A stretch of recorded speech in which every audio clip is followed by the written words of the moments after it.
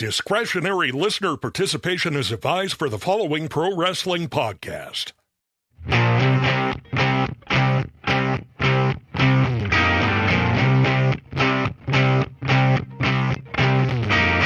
Like a virgin, touched for the very first time by the Stick to Wrestling podcast. I want to thank my good friend Madonna for writing that song about her favorite podcast, Stick to Wrestling. My name is John McAdam, and this is Stick to Wrestling, the only wicked good pro wrestling podcast out there. It is the People's Podcast. It is the Major League of Professional Wrestling Podcasts. Before we get rolling, I want to invite you to follow me on Twitter. Just put in the name John McAdam and follow the guys who are fighting with chairs. I also want to invite you to join our Facebook group. If you like the show, you're going to love the Facebook group. We have results. We have a fantasy Crockett Cup tournament going on, and we have a show upcoming that is going to be exclusively taking questions from our Facebook group, and we're doing that on this show as well. I also want to thank Mark Rock and Rollin' for his generous donation to Stick to Wrestling. If you've donated and I haven't said anything, we're recording the same day after that show came out, so it's early in the game, as they speak. Let me see. Little off subject, but if you or someone you know is having either health or financial issues due to COVID, you are in our thoughts, and hopefully this silly little podcast can help get you through, take your mind off things. Let me see. I want to bring on our guest. First of all, we are dedicating the show to Pat Patterson. I know by the time it comes out, the show comes out on December 11th. Pat's passing is going to be kind of old news, but I wanted to put a unique perspective on Pat Patterson's career. I don't know a ton about his history, like in San Francisco. I know a little bit about Florida, but I know a lot about his run in the WWF. And to help walk me through that, I want to bring on the guest this week, Ron Lemieux. Ron, thank you for coming on. No problem, John. Great. Thanks for having me on. No worries. Ron is a Red Sox super fan, probably even a bigger fan than me. Like, he can't miss a game. Ron, was this year the most miserable Red Sox season of your lifetime? I mean, it was 60 games. It felt like 260 games. Well, it goes along with everything that's 2020, right? Excellent point. Except if you're a Devil Rays fan, all three of them. I mean, the Red Sox, listen to this. This is a season total. Their ERA, the team's ERA was 5.58, and they allowed 5.85 runs per game. That is staggering. Oh, it was brutal. I mean, it's a farce. The whole thing with their starting rotation, every day they had an opener going, which was just some reliever from the bullpen. And one thing, I might be getting ahead of what you're thinking here, but, Chaim Bloom comes from Tampa. What they did in Tampa, you can say they're successful and everything, but what goes on in Tampa is not going to fly in Boston. Boston fans aren't going to put up with having two openers every series against another team. So hopefully, I'm really excited, actually, that Alex Cora's coming back. Yes. I think that's going to be a big plus. I hope they didn't just do that to appease the fan base and are not going to make any moves because they got to be competitive. I mean, we're Boston. What are you going to do? No, the fans, they don't have patience, and sometimes that's a good thing. It's not always a good thing. But, I mean, the Red Sox, they expose us to a new kind of pain this year by being bad. Usually, like, we get the 1978 pain, the 1986 pain, or the 2013 pain. Another way the Red Sox have inflicted pain on me is by bad free agent signings. Ron, what is your all-time favorite Red Sox free agent signing, and which one is your least favorite? Okay, I'm going to start by saying I'm old, so there's probably people I have forgotten about, but my favorite is probably the most recent one, and that is J.D. Martinez. The 2 years he had prior to coming here and the years he had since, except for this past year, I really liked I like the power. I like home runs, and he was the kind of guy, and he delivered his first couple of years here, so hoping he turns it around. My worst wasn't really a free agent, but me and you talked offline a little earlier, and I hate big contracts. I hate long contracts. And the contract they gave Dustin Pedroia was ridiculous. 8-year deal.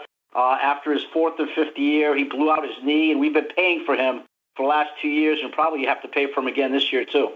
Yeah, that contract ends at the end of this year. I mean, he's been broken since, I think, 2016.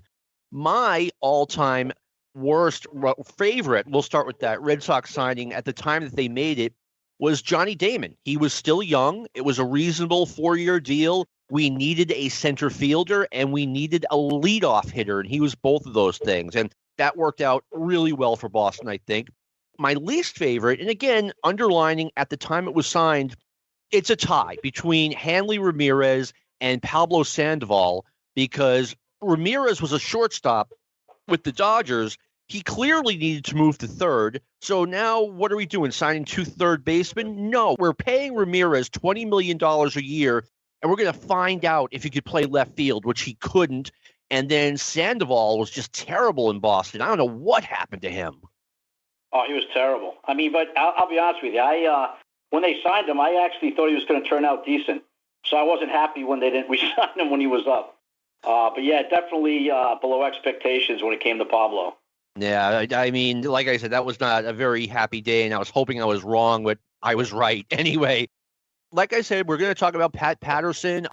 Now, I did a little bit of research. I as a matter of fact, I just remembered this. About an hour ago, I was going to come on the air and say, yeah, Pat Patterson's WWF debut was in 1979. He actually spent had a weird mini tour of the WWF in 1977. He went to Madison Square Garden and went against Baron Mikel Cicluna, January 17th, 77.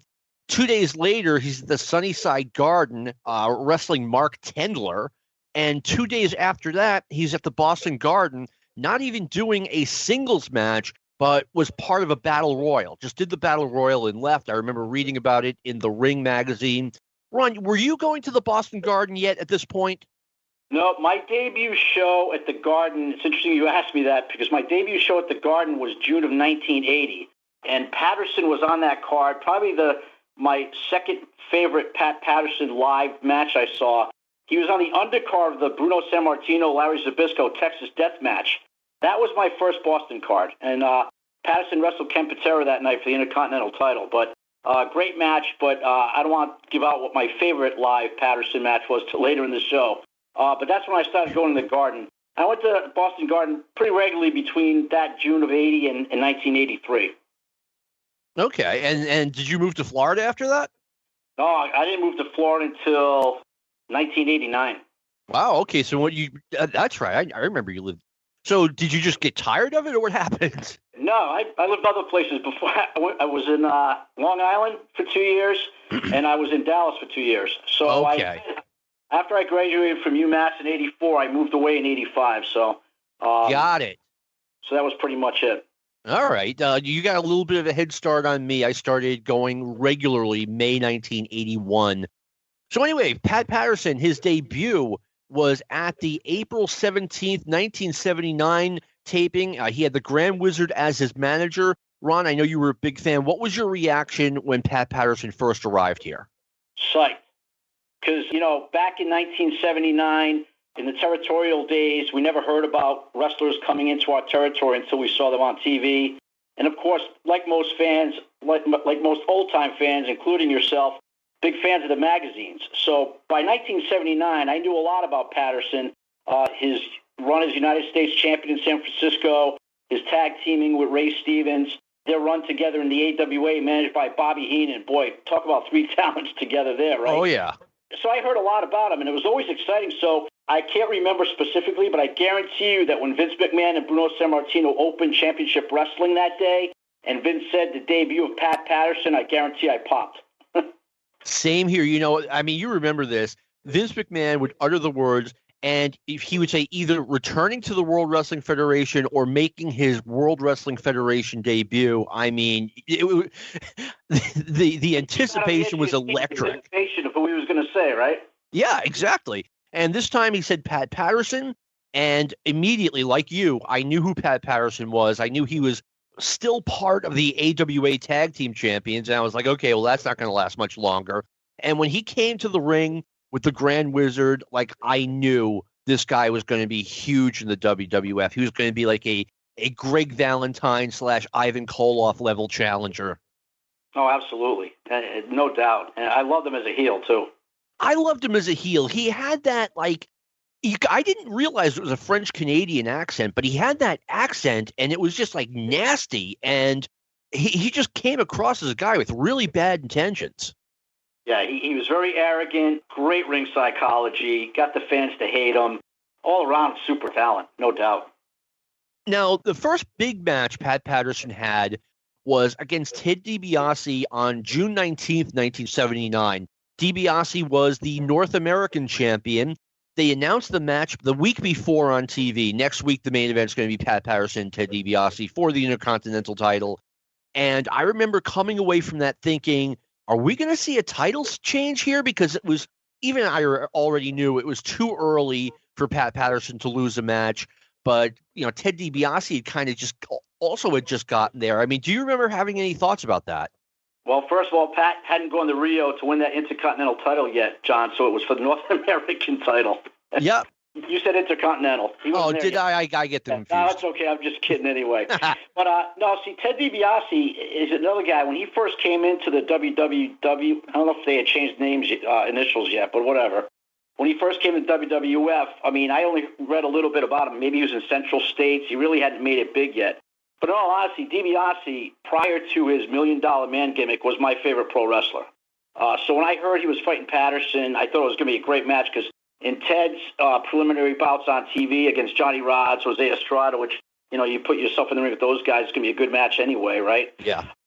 He looked really good. So I was really looking forward to that match, and it didn't disappoint. I thought it was for a TV match, it was one of the best television matches I saw.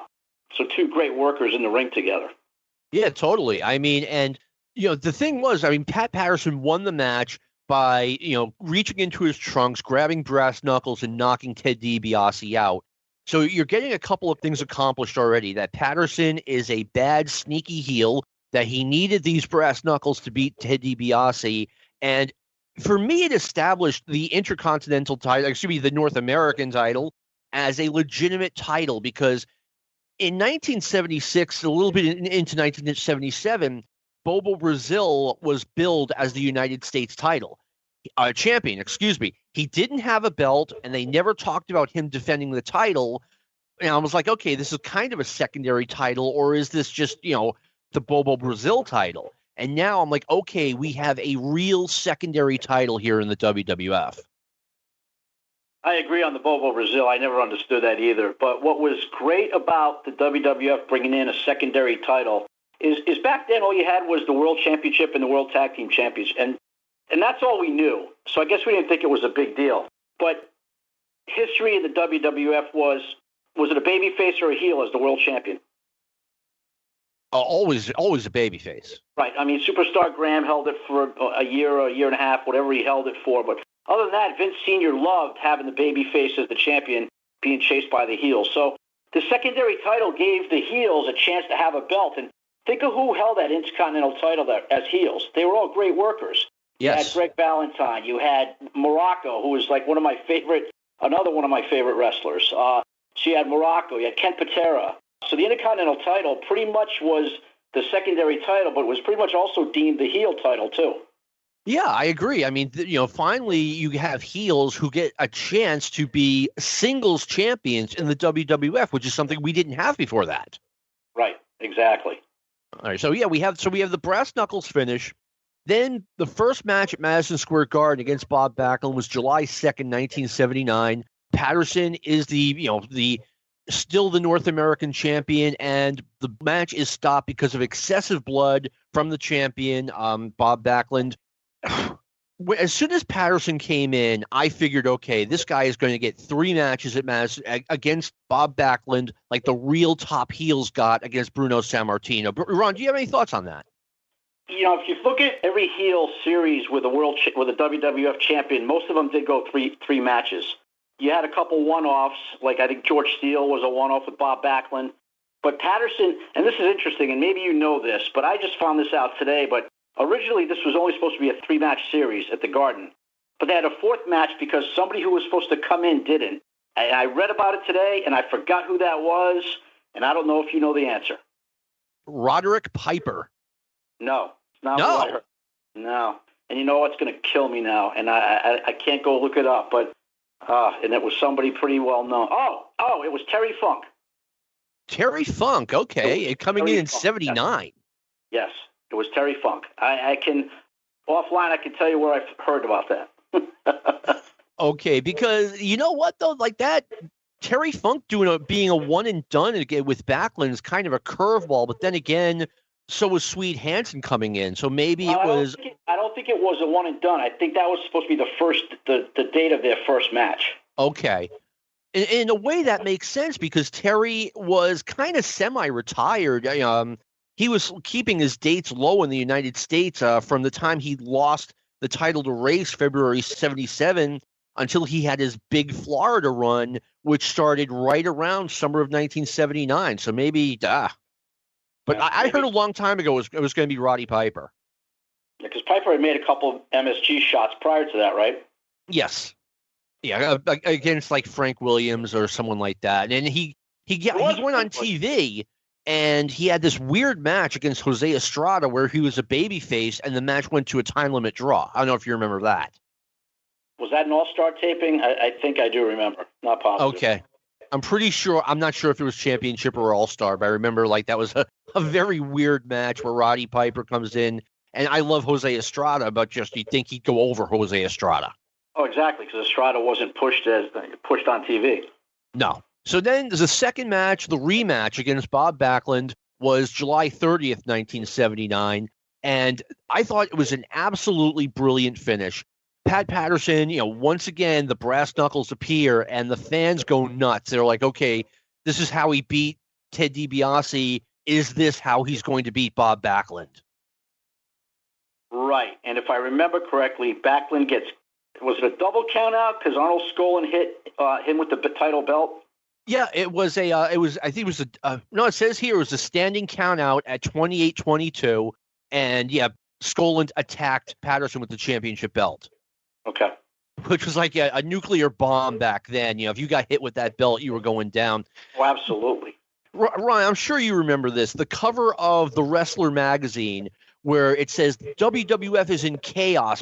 Pat Patterson beats Bob Backlund, and you see Patterson holding the WWF title up.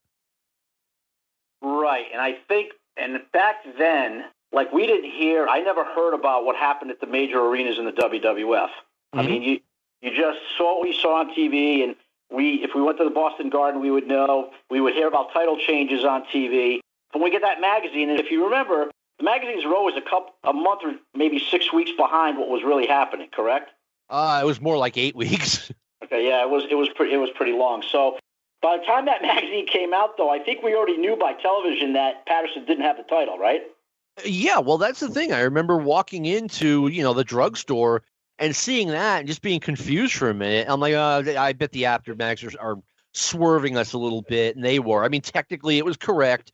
Pat Patterson did beat Bob Backlund, but that's certainly not for the title. It's all right. I still like those times better than now. Oh, same here, man. Definitely same here. And I don't hate the current product, but I mean, I miss 1979 WWF. No, I don't either. On a tangent, I hate to say this, but things change, and it kind of aggravates me that old-time fans, I'll call them curmudgeons, really berate today's product because everything changes. Nothing 20 years ago is the same. So you either adapt or you stop following. But to badmouth it, I just don't think it's right, Yeah, I agree. I mean, Bo James, friend of mine who's been on the show before, I mean, I think he puts it perfectly. It's just not what I grew up on. But he doesn't like rag on it. Right. That's how people should take it, I agree. Third match, and you would think this is the final match, but there are no stipulations in this match. They're just going back with the third match. August 27th, 1979. Once again, Pat Patterson defeated champion Bob Backlund via countout after Patterson uses the brass knuckles. I think this was so well booked the way they used the brass knuckles angle. Absolutely, and I think and didn't the Garden sell out every one of these shows too? I believe so. Yeah, and it just shows the booking, what the booking was like, and it worked back then, no doubt about it. It definitely worked, and like you were saying earlier, you had different series matches with Backlund, like a Killer Khan or a Swede Hansen, all right, you have one match and Backlund wins and that's it. This time you're having an entire series of matches that, I mean, literally goes on all summer and a little bit into the fall. Absolutely. And, if it's not broke, don't fix it, right? So exactly. Vince Sr. had this formula, and it worked for him. And if he saw it wasn't working, he would change it. Yeah. And, Backlund by this point had been champion for, just over about a year and a half, and it's starting to come together, especially in New York. Backlund did really well in New York. Boston, a little bit at the beginning wasn't good, but overall it was a huge success. Yeah, and I'll be honest with you, I didn't understand it. I really didn't. Today, a personality like Bob Backlund wouldn't fly with the fans of today. Wouldn't draw. I don't think he would draw. And back then, he was just different from what Bruno and Pedro had brought to the table. I was surprised he drew as well as he did, to be honest with you. And I agree with you on some level because Bob was very, very steady, very level. But I always said, Bob Backlund doing an interview was like Tom Seaver or Johnny Bench doing an interview. Just, he acted like a real pro athlete. And maybe that helped him. Right. I also think what helped him was his competition. I mean, he had some great challengers. He had some great workers in his reign, from the Valentines to the Moroccos. I'll kind of throw Mosca in there, even though I think he was just a big galoot. But but he was impressive. He was impressive to look at. Patterson. I mean, you could go on and on with the kind of challengers he had, Yeah. I mean, I've said this before. I mean, I give Bob credit for having a great 6-year run as WWF champion. But, I mean, I've said this before. I think people came out not to see Bob Backlund, but to see WWF wrestling. I mean, that's certainly that's what I went for. How about you? Absolutely, because I'll tell you what, that period I told you I was going to Boston for 1983, they had some good lineups. They had great talent. They really did. I think it pinnacled in 82, 83 when you had, Morocco and Mosca and, Martel and Guerrero as the tag champs and, Snuka. And Snuka. Yeah. I mean, and Ray Stevens coming in was just kind of like, almost like Pat Patterson when they announced Ray Stevens debuting. I was like, wow, Ray Stevens, so that the talent in 82, 83 was unbelievable. It really was. I mean, superstar Billy Graham had taken a step back, but he was still superstar Billy Graham. Bob Orton Jr., I mean, John Studd wasn't great in the ring, but he was impressive to look at. Mm-hmm. Who'd you just, Adrian Adonis and Jesse Ventura. Yes. Yeah. Two more guys when they announced the debut of the East-West Connection. I popped for that one, too. But, you mentioned superstar Billy Graham. I'll be honest. Boy, I hated that gimmick. Oh, my gosh. I love superstar with the blonde hair and the flexing of the and then he came with the karate thing, and it was I just thought it was awful. I wasn't crazy about the karate thing either, but I mean, I can tell you this, like I've seen pictures of Graham from like 79. He really didn't have any choice, but he was not going to be the guy with the long blonde hair anymore. Right. It was thinning when he was the champion. Yes. I mean, it just, obviously that's not a thing that gets better over time. He wrestled Jerry Lawler, I want to say September 79, and I saw photos of it. And I mean, his hair was almost completely gone. And then summer of 80, he was on the cover of Sports Review Wrestling, and he had grown out a beard and completely shaved his head. And I was like, wow, superstar Billy Graham's bald. It doesn't look anything like the old superstar.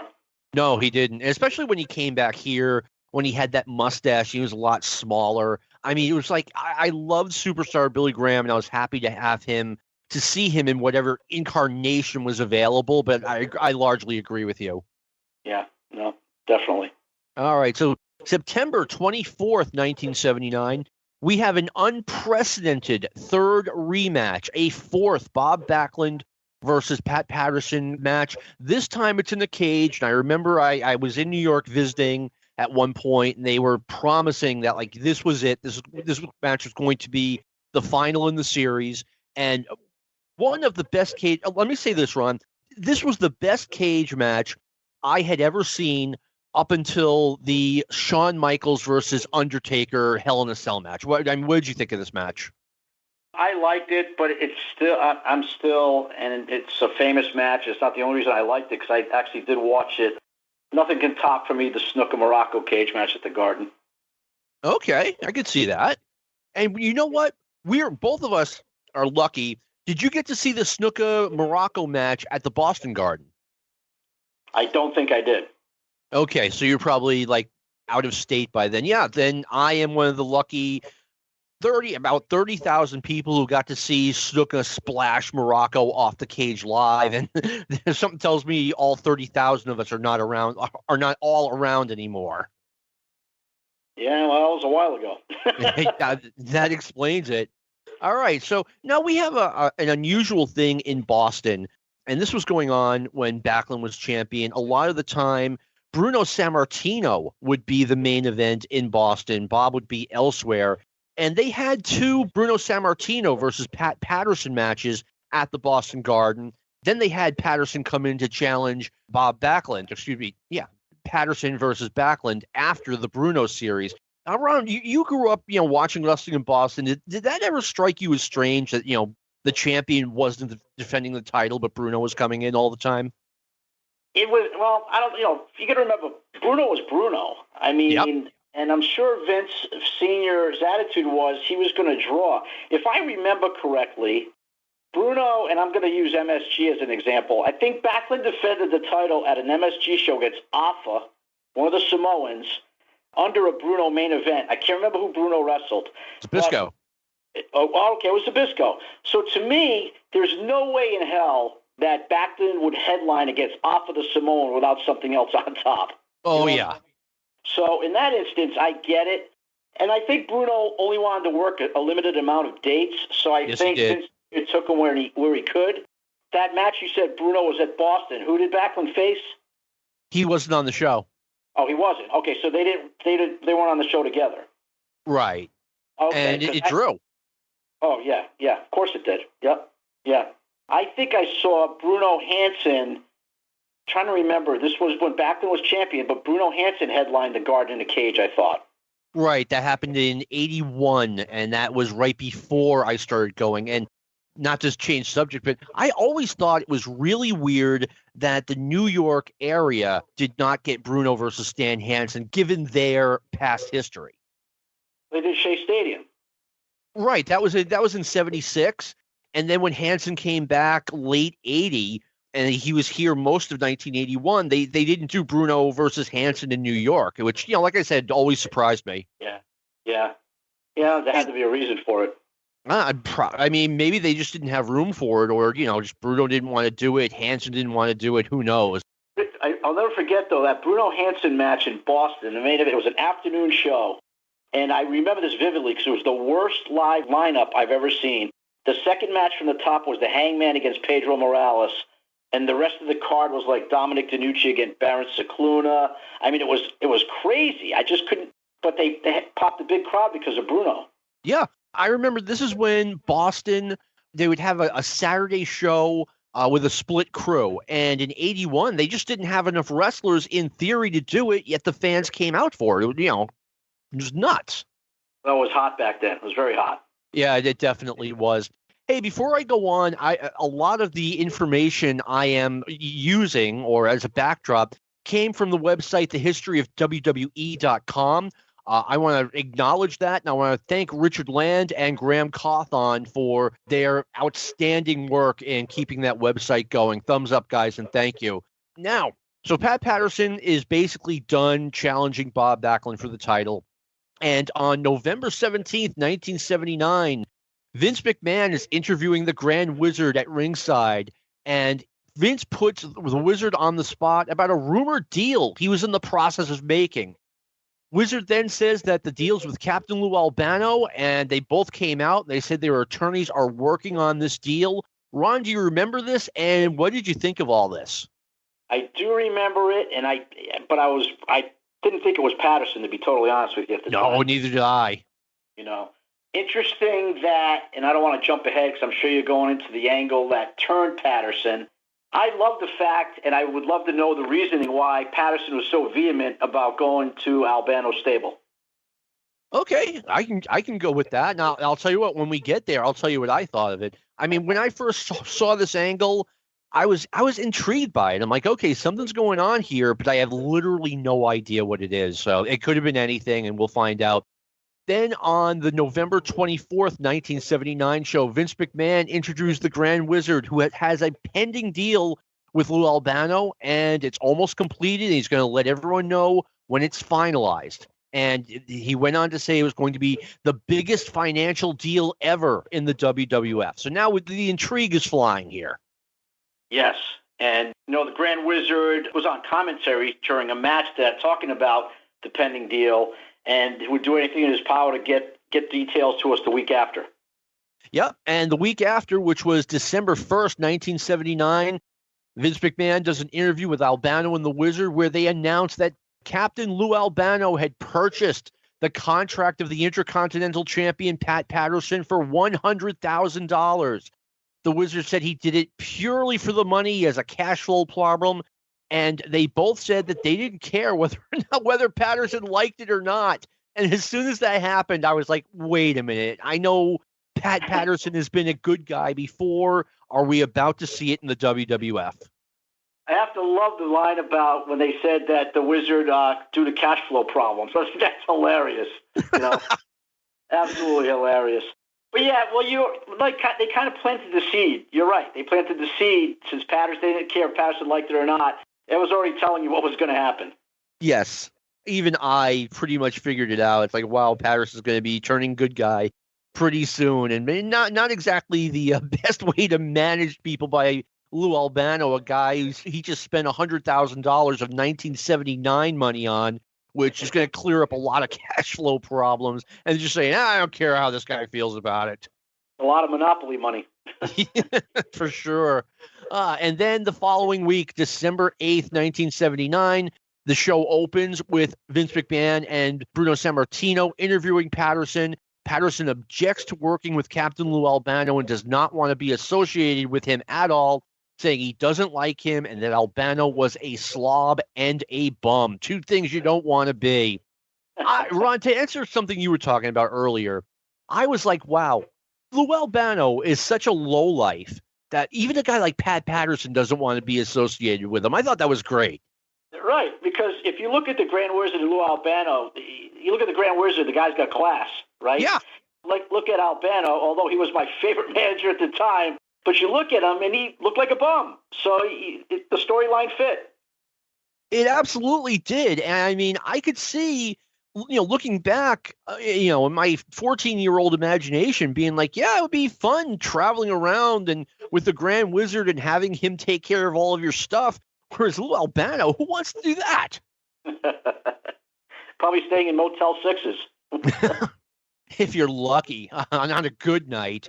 And so that same show, and I actually think they should have done this a little bit differently. They should have let it go out for a couple of weeks. But Pat Patterson is teaming with the Samoans against Larry Zbyszko, Dominic DeNucci, and Ivan Putski. And Patterson is visibly unhappy with having to be there. And very quickly, Albano and the Samoans turn on him, and Albano leaves his $100,000 protege laying there in a pool of blood. Do you remember seeing this? Yes, I do. And so the whole angle lasted, what, a few weeks? From the time they announced that, a deal is going down to Patterson turning, it looks like 4 or 5 weeks. Yeah, I'm kind of surprised they didn't slow play it more. I mean, these days they would have lasted like 3 months on it, but yeah, honestly, I think it was too quick, And also, it was such a random 6-man tag match, too. I mean, DeNucci, Putski, and Zbyszko, 3 guys they just threw together. You know what I'm saying? It wasn't even like against the tag team champions +1, No, I get what you're saying. Unless it's, maybe, and what's probably, they're the ones that are smart and we're the dumb ones because, if you look at that, you wouldn't expect anything to happen in that match.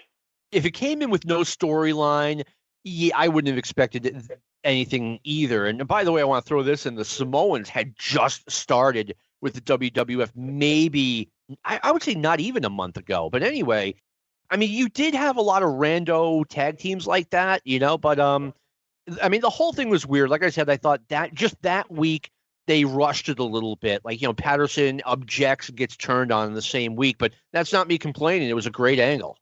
Right. And they, and who knows, booking-wise throughout the whole federation, maybe they were lax in angles going on at the time, so they felt they had to rush it to have something going on. Yeah, maybe. Who knows? Or maybe they just wanted to get Patterson on the road as a babyface. So Patterson's still the Intercontinental Champion, And on April 21st, 1980, he has a match against Ken Patera at Madison Square Garden, and Patera wins the belt. Now, I was really surprised. And by the way, I should throw this in. By this point, I am getting WOR on my I now have cable, and it's on. I get getting the WOR WWF show. So I'm following every week, and I knew that Ken Patera had just had 2 matches against Bob Backlund. He had lost the last one, and now he's wrestling for the Intercontinental title, which was kind of going to be the pattern. Like a heel goes up against Backlund, and then he loses to Backlund, then he winds up wrestling Pedro Morales or whoever, in this case, Pat Patterson. And I was really surprised when Patterson won the title. Braun, do you remember how you felt about this? You mean when Patterson dropped it to Patera? Yes, that's what I meant. Now, if I remember correctly, it was MSG. Patterson had his foot on the bottom rope. Uh-huh. Because I knew Patera didn't win it clean. I was surprised because you were correct in the pattern that they went with was after someone challenged Backlund, they would go up the Intercontinental title and then win it, which I always thought was kind of odd. But so I don't remember if there's anyone before Patera that this happened with, because Morocco was after him, right? Yeah. Because Morocco was after him. So, yeah, I was probably pretty surprised when this happened. But like you said, it ended up becoming what they usually did. Yeah, and, and Patera was so good, and they did it for a reason. They had the Texas Death Match the next month with new Intercontinental Champion Ken Patera against Bob Backlund. Yeah, I'll be honest with you. I was just not a big fan of Patterson as a babyface. I just thought he was such a great heel. I don't know. I just think he lost his edge. Yeah, maybe. I always liked him as a babyface. I was fine with him, but you're right. I definitely liked him better as a heel. Yeah, no doubt. All right. So now, the week after the Shea Stadium show, which was August 9th, 1980. Now, previously, I would say about the past 2 years, Bruno Sammartino was doing commentary with Vince McMahon. Before that, they had a big gap when Antonino Rocca died, when Vince was just doing commentary himself, and I'm not a big fan of one man, guy's talking to himself. The week after the Shea Stadium show, Pat Patterson has suddenly joined Vince McMahon on commentary, and Bruno is out of that picture. Ron, what were your thoughts on Patterson as an announcer? You really want to know? I definitely want to know. I wasn't a fan. And I don't know if it was his gimmick. Sometimes I couldn't understand what he was saying. He would say tag team champion without the S. I didn't know if it was done on purpose. And I'm trying to think, 1980, I was 18 years old. So probably, I honestly wasn't a fan. No, that's okay. I agree with you. A lot of the time, Patterson just came across as a washed-up ex-jock doing commentary. He's not the smartest guy in the world, whatever. But sometimes he was brilliant. I remember a match from Madison Square Garden. It was the night Hogan won the title, as a matter of fact. It was Tito Santana against Magnificent Morocco, and Gorilla Monsoon and Pat Patterson were doing commentary. And Patterson said that Tito Santana begs his friends who are wrestlers to come out and watch his matches and tell him what he did wrong. And I was like, wow, that's like such a neat little cherry on the sundae to me. It's like, something that makes the product a lot more realistic. Not that he did that every week, but I remember that stood out to me. Well, I'm actually surprised he said that, because back then, I can't imagine Vince Jr. allowing that to happen. Do you know what I'm saying? Because that's almost kind of like shooting, shooting on the business, No, it wasn't meant that way. It wasn't like, a mistake that he made as far as like choreographing a match. It was like a mistake as if wrestling were a shoot, and Tito, you did this wrong. Oh, gotcha. Yeah, that's pretty wild that he did that then. No, yeah, like I said, it was like a brilliant little thing he dumped in there. I loved it. All right, so Patterson now is a single. He is starting to wrestle a little less frequently, and 1981 comes along, and also, you know what? On the taping right after the Shea Stadium show, we have a new heel called Sergeant Slaughter, who is being managed by the Grand Wizard. And every time Pat Patterson would interview Sergeant Slaughter would get some kind of a little a barb in against Patterson. He would like get in his face and say, challenge him for the Cobra Clutch Challenge, and the Wizard would be there saying, hey, I'll offer you $10,000 in the Cobra Clutch Challenge. It was almost like Sergeant Slaughter was sticking up for Grand Wizard, who was Patterson's ex-manager, and he kept the heat going between those two. Yeah, and you could see where this was going, too. You knew there was going to be an angle at some point down the road because you're right, Slaughter kept egging Patterson on in these interviews. So you knew at some point they were going to come to battle somewhere.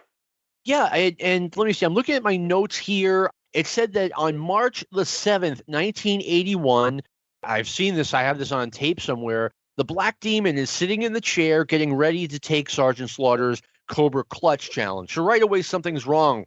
It's a heel taking the challenge.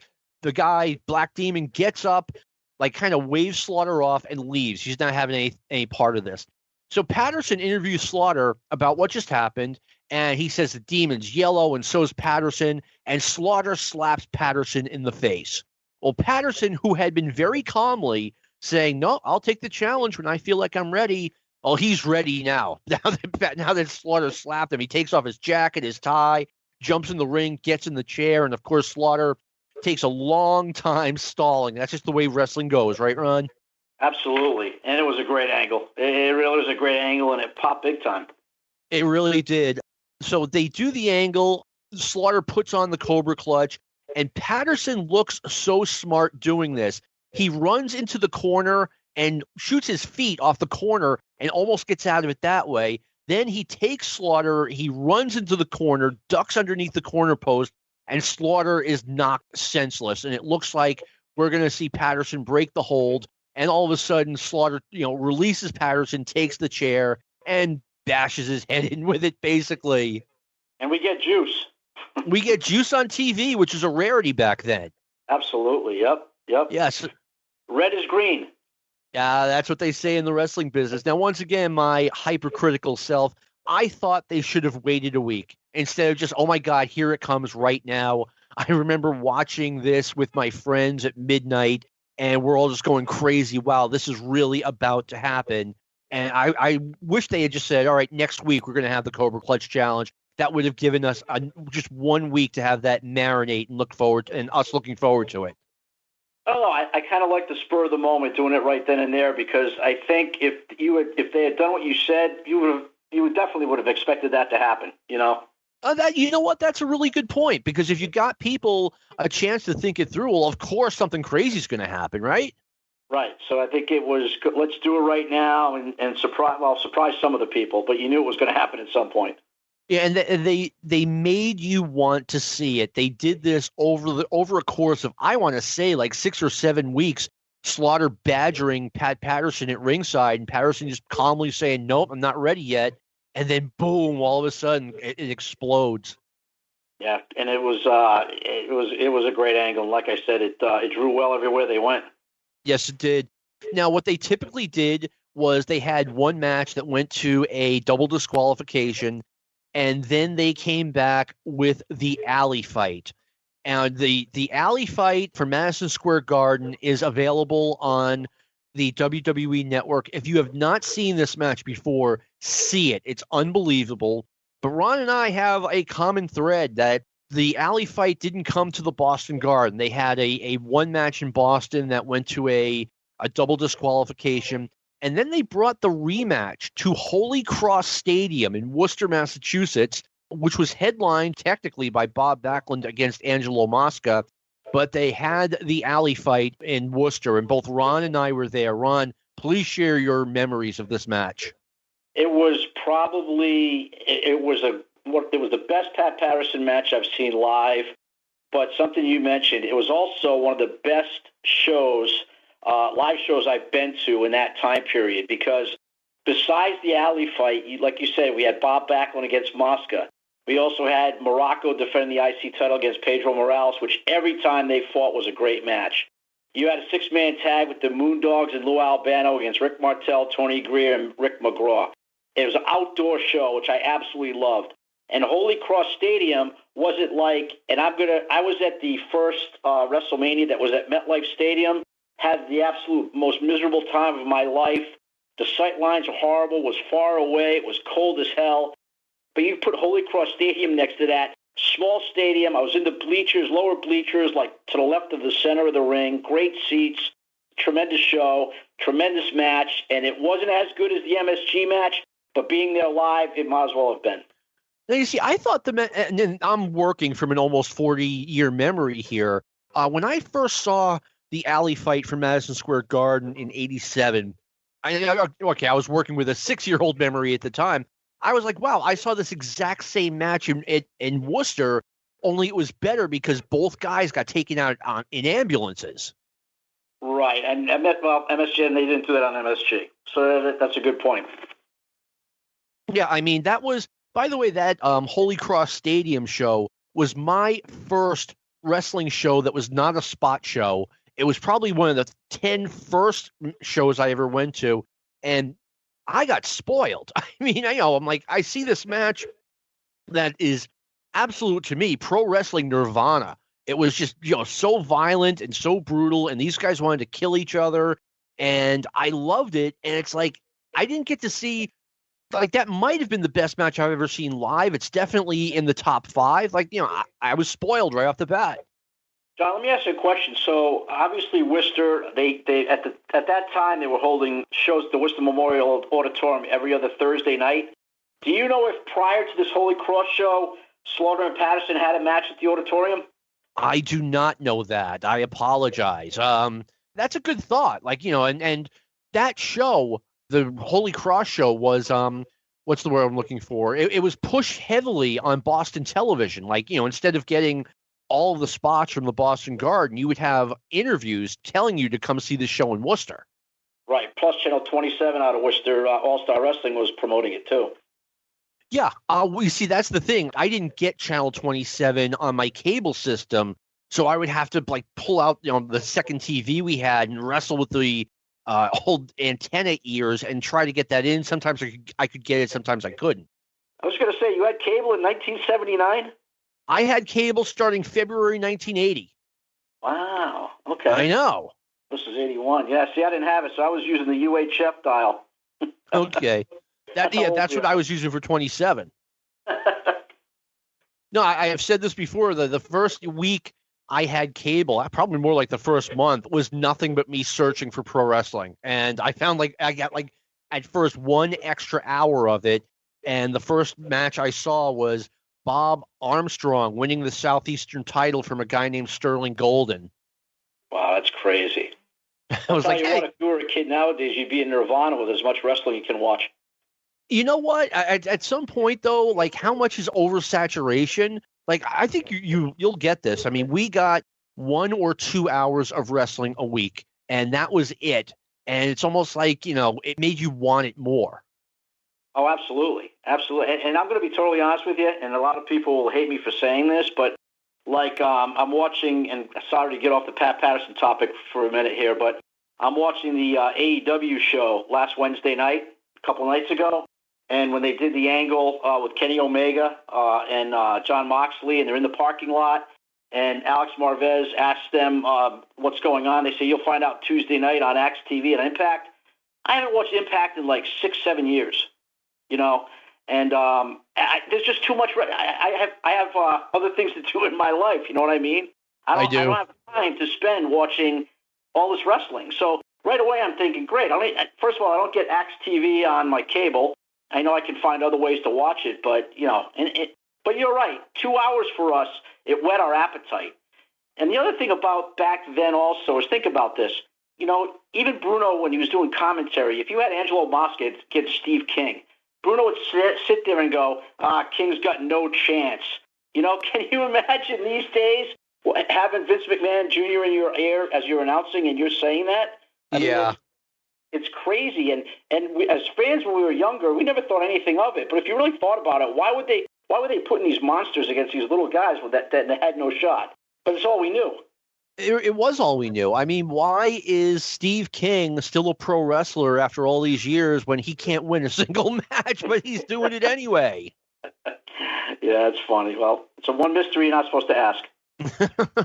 I mean, we both you and I know. I mean, we watch TV and like, okay, why isn't Ivan Putski against Stan Hansen and Steve King against Jose Estrada, and we both know the answer to that question because they're making us go to the arena to see the good stuff. But, to flip it, and I'll be honest with you, it's like now there's no difference to me from watching Raw or a pay-per-view almost, And I honestly don't like that format. I mean, because, of course, you can't go to live shows now anyway because of COVID, but everything's given away. Everything's on the weekly shows. So to me, pay-per-views, for the most part, aren't even that special anymore. They aren't because they've been once a month for the past 30 years. And that's what I watch now. I very rarely do I watch Raw or SmackDown, even though I don't think they're bad. I watch the monthly pay-per-views, but that's it. And, it's like I'm like you. I have other things to do. I have other things to watch. Yeah, I for Raw and SmackDown, I DVR them and I fast forward through most of it just to stay on top of what's going on. I'll be honest with you, I do enjoy AEW, though. I really do. Good. I definitely am glad to hear that. I don't know. The guy who owns AEW, Tony Khan, used to get tapes from me. Used to get what? He used to get videotapes from me. I would send him videotapes in exchange for him working on my website. Well, that's hilarious. Yeah, and hey, I hope Tony's listening. I hope he's doing good. He was still in his teens back then. He was living in Champaign, Illinois. Who knows? In a couple weeks, I might see you in the ring refereeing. Maybe. All right, so now we're getting to the end. We're getting towards the end of Patterson's career. He's cut way back on his dates, but he does have a couple of angles left in him. September 19th, 1981. Here's the backdrop. Angelo Mosca, that big galoot, he's been on TV tormenting jobbers worse than the regular heels did. He would constantly be pinning them, and the ref would go 1, 2, and Mosca would pull the guy up. And this was going on over and over again every week. Then finally, Dick Worley comes in and disqualifies Mosca in the middle of a match against Victor Mercado. Do you remember Victor Mercado? Absolutely. I remember I don't like to call him by the jobber name, but I remember all the enhancement talent. It's surprising when I watch an old All-Star Wrestling tape before Joe McHugh says who it is. I know who it is, which is unbelievable memory, to be honest with you. You know what? I do the exact same thing. I mean, just today, I'm like, before they even announced it, I'm like, yeah, that's Tony Colon, and it was. That's right. But Victor Mercado was special because he always looked really scared before the match. They would announce his name, and he'd like have these bug-eyed look, like, oh man, I'm about to get killed again. Well, look at the size of him, and he'd always go against these monsters, And he'd be back for more the next week. God bless him. But anyway, Dick Worley disqualifies Mosca, and Patterson is interviewing Dick Worley. And Patterson had been really complaining about Mosca's behavior. And so he's outside the ring. He's congratulating Dick Worley, interviewing him. And Angelo Mosca grabs a metal water pitcher and slams Pat Patterson in the head with it. Kind of unprovoked, in my opinion. Yeah, it was a good angle, though. Honestly, I really enjoyed it. That's one I didn't see coming, to be honest with you. I didn't think the feud was going to begin that way. So I actually liked that. Yeah, I liked it too. I was like, why is he hitting Patterson? He should be hitting Worley. Yeah, although honestly, I don't think Mosca was the worker Slaughter was. So that feud, I don't think was as good. No, it definitely wasn't. And even after that angle, they had matches like Bob Backlund defending the title against Mosca with Pat Patterson as referee. Like that's going to be he's going to be fair. Right. I wonder how that was going to go. So after this, Pat has now cut, after the Mosca feud, he's cut way back on his dates. I checked the history of WWE. He is mostly working in the office, working on television. He was doing both shows, the Championship Wrestling and the All-Star Wrestling. He was usually on the shows when the WWF was in Los Angeles, Phoenix, or San Diego. So he was a big draw out there. And then finally, he kind of gets his farewell angle. It was on October 23rd, 1983. Ivan Koloff beats his opponent, Bob Clement, and then he goes to be interviewed by Pat Patterson. And for no real reason, Koloff just clocks him one. And Koloff walks off, and Patterson goes to chase him. We don't see any actual feud besides the the swing. Ron, were you watching wrestling still when this was going on? Do you remember this? It's so funny because, yes, I was watching back then, but I don't remember this angle until you mentioned it to me yesterday. So that shows how memorable it was. Yeah, exactly. I mean, I kind of laughed, I said, this leads to Pat Patterson's final feud anyway, the Pat Patterson versus Ivan Koloff feud. And I wrote to Ron next to it, I heard a bit of a dud. And Ron's like, yeah, I don't even remember it. That's right. It was bad. We're winding down. By early 1984, Pat Patterson is replaced as TV commentator by Gene Okerlund. And Ron, I don't know if you remember this. Pat Patterson wasn't going on like championship wrestling and all-star wrestling doing jobs, but he was doing jobs at like Madison Square Garden, Toronto, Philadelphia, and they were airing them on TV. I remember that made me a little bit sad. It was like, wow, Pat Patterson, used to be this great wrestler, and clearly he's winding down if he's losing on TV. Yeah, I'm trying to remember. I'm trying to remember who he did jobs for in '84. He did one for Kamala on TV. He did one for Pat Patterson on TV. I remember like the Patera one being like, wow, this was a really important match just 4 years ago. And now Patterson's just, losing cleanly on television to Patera. Yeah, it's funny because there was a couple other guys, I think, that when their careers are winding down, Vince Jr. used them in that role. I'm trying to think off the top of my head, and I can't. But the only other guy I can think of is Chief J. Strongbow, and it was right around the same time. Yeah, you're right. I think he jobbed for a few guys. I think John Studd was one of them back in '84. Oh, yeah. Yeah, Strongbow did lose to John Studd on TV. And again, this wasn't like, coming from Poughkeepsie. It was like, okay, the match was taped in St. Louis or wherever, but we're seeing it on All American Wrestling or TNT, whatever. Right.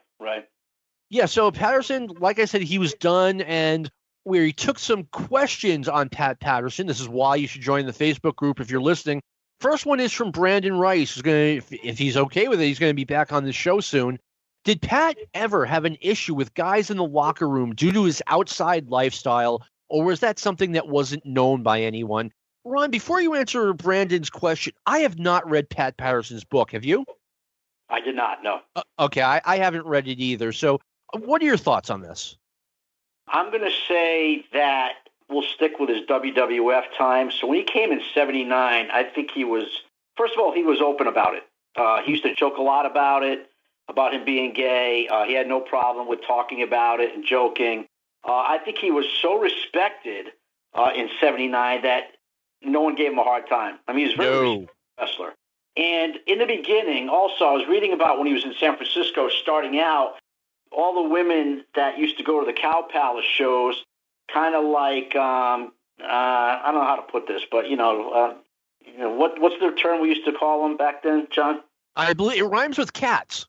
There you go. I think people listening will get where I'm going with this. But anyway, they used to make their rounds with the wrestlers, and they always made comments about, oh, it's too bad the top star in our territory doesn't like girls, But other than a few cat calls when he was a heel from guys, he didn't surprising, because back in that day it wasn't as accepted as it is these days, unfortunately. No. But he never had any problems. I mean, I think it's people. He did such a great job as a heel. They booed him, and that really wasn't an issue for him. The other thing also, he was such a great brawler when he started out that people thought he was a real tough guy, but in all honesty, he wasn't. But the way he worked in the ring, people thought he was. So nobody really wanted to mess with him. No, absolutely not. And, to go further, like, I had no idea Pat Patterson was gay until I started getting The Observer in, like 87-ish. And, it was in there that, at some point that Patterson was. And I was just like, wow. And you're right. It was nowhere near as accepted back in '79 as it is today. But, I mean, if you're Pat Patterson and you're rolling into the WWF, you are established. No one's giving you a real hard time about anything. My guess is that he got ribbed about it a lot, and he just rolled with it and laughed along with it because he didn't care. Right. Absolutely. All right. Next question is from Greg Klein. Could he have been a WWF or a WWF champion? And if so, in what context? What do you think, Ron? He could have been a champion. He could not have been a heel because Vince Sr. didn't like heels as world champion. As a face, I guess he could have been. I just don't know if he would have had the drawing power on top. I question that. My answer is basically no.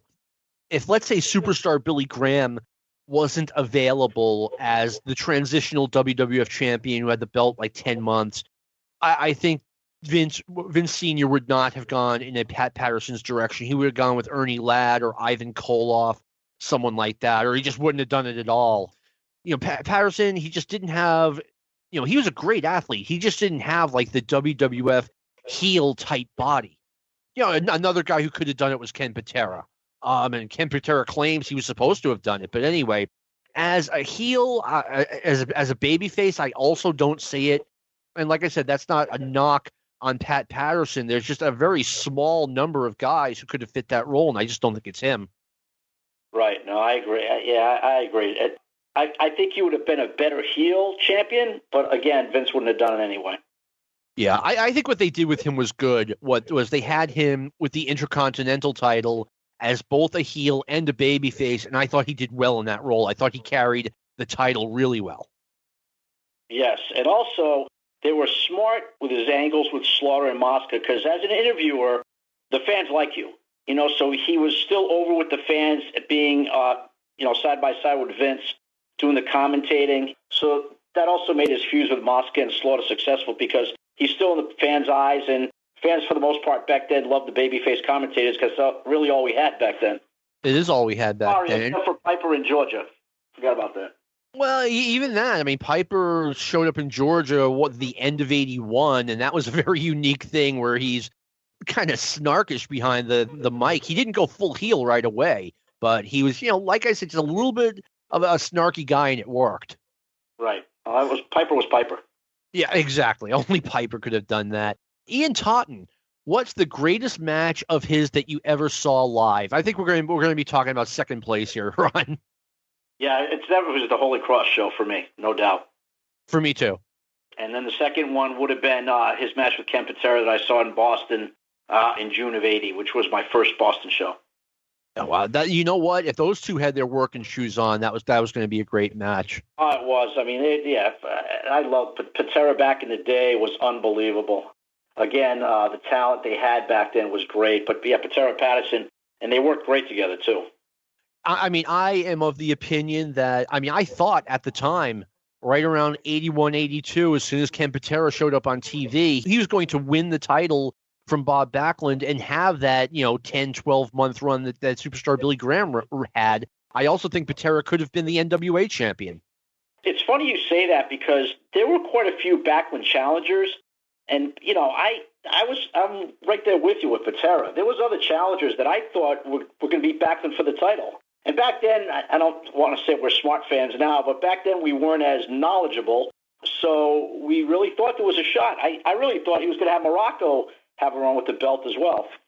Oh, when Morocco showed up again at the end of '82, after he had been gone for less than a year, I'm like, this is it. Backlund's losing the title. I was convinced of it.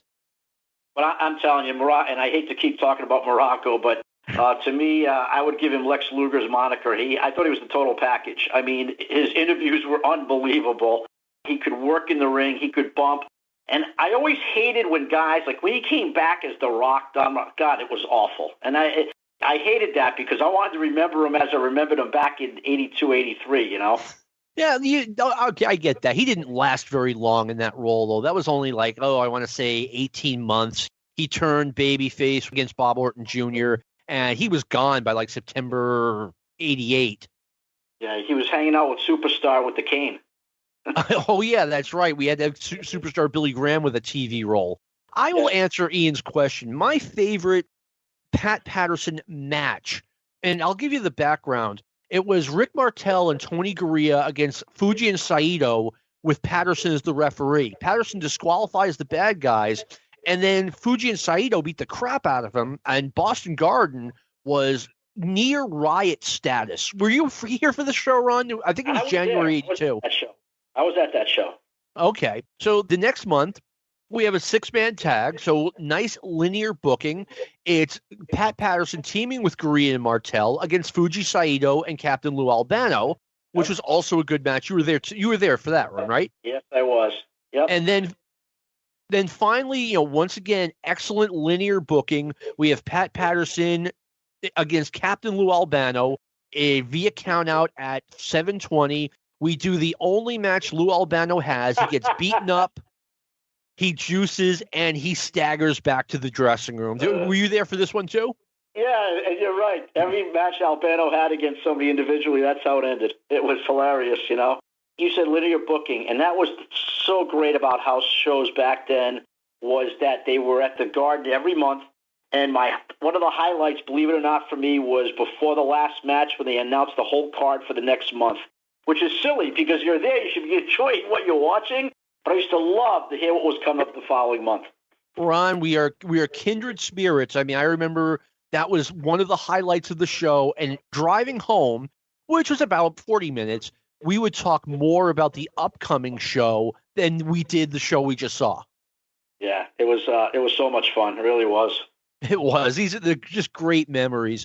Brett Nicholas wants to know what's the best hotel in Rio de Janeiro. And I held this one out. Brent, I'm sorry. This is Stick to Wrestling. We don't talk about anything talk about that travel and stuff.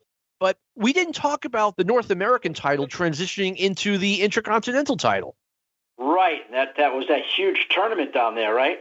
Oh, yeah. 16-man tournament. I think Patterson beat Charlie Brown in the finals. Charlie Brown, man. I used to, when I was in New York visiting, there was this UHF station. I think it was called Ringside 49. Where Charlie Brown was one of the top guys. It was an independent that had like a couple of WWF jobbers as like big stars. And he was on top? I'm not kidding. Oh my God, he was bad. He was bad.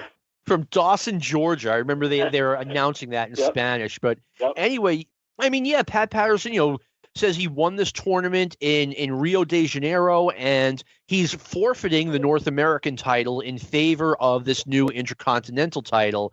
And even as a 14-year-old, I'm like, okay, they're just changing the name of the title. Yeah, I'm trying to remember. I mean, back then, I guess there was really no way to know if it was true or not, to be honest with you, No, I mean, you're right. I just, kind of figured it out. I mean, and at the time, I'm like, well, there's a couple of other North American titles out there, but this Intercontinental title, I mean, I thought that sounded really cool, to be honest with you. Yeah, it's funny. I always liked the North American title, though. It's probably because of Mid-South, though. That's what I always relate that to. Yeah, from what I understand, Vince Sr. was like, oh, there's a North American title that Bill Watts is using. Well, we'll use a different name. Yeah. All right. Yeah. David Jordan asks, how much of Vince's success is Pat responsible for? Ron, what do you think?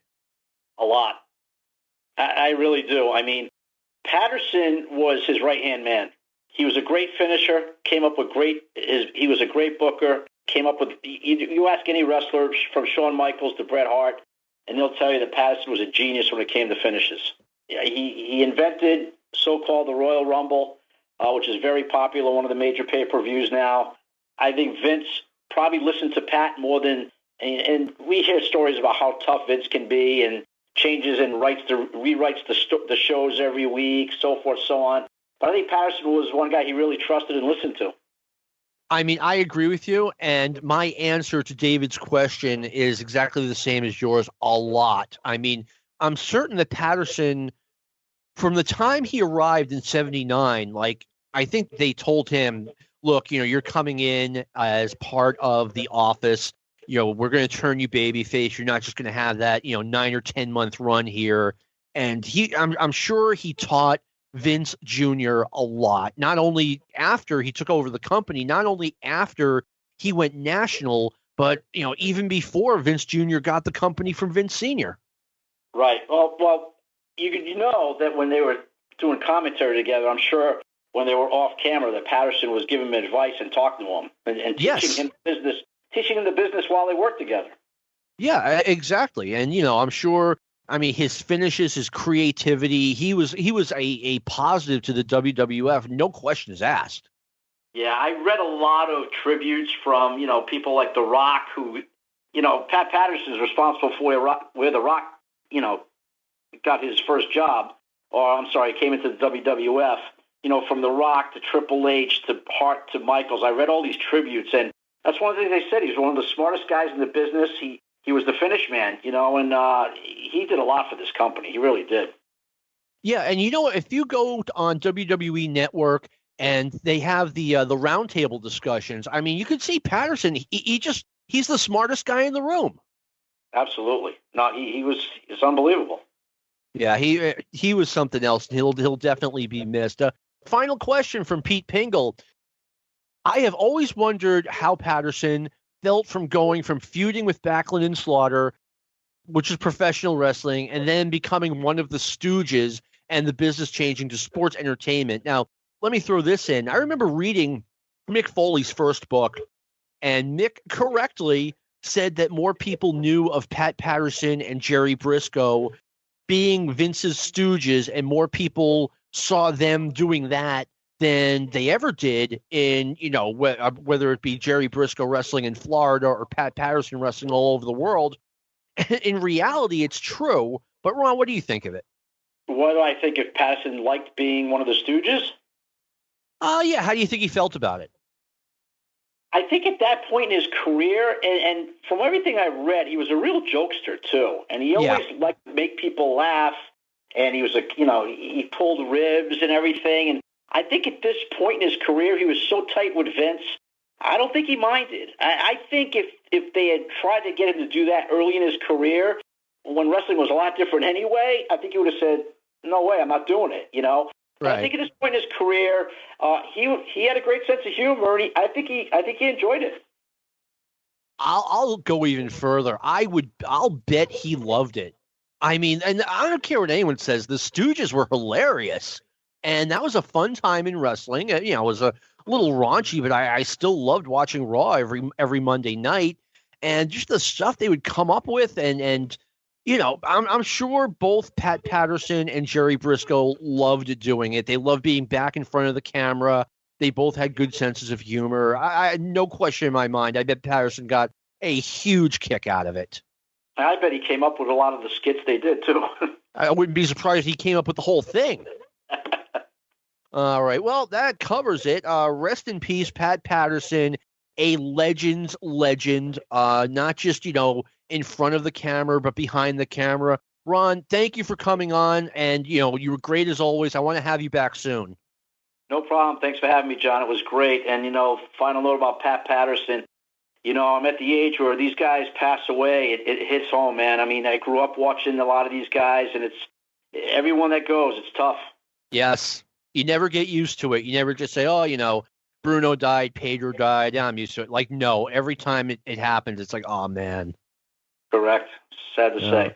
Thanks again, though, John. No, thank you. And I want to thank our producer, Lou Kippelman, who makes this show sound really, really good. And this has been a production of the Arcadian Vanguard Podcast Network. Everyone be safe, wear a mask, and so long from the Granite State. This concludes our podcast day.